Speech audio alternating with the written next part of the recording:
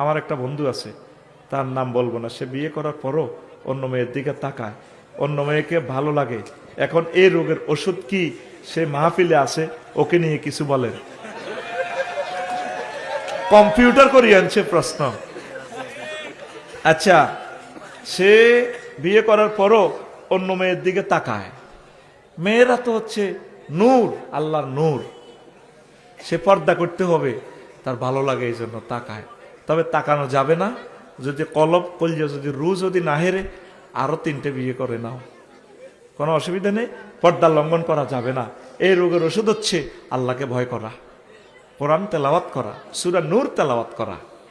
কুল্লিল মুমিনিনা ইয়াগুদ্দু মিন আবসারিহিম, আপনি বলুন পুরুষদেরকে তারা যাতে তাদের চক্ষু অবনত রাখে।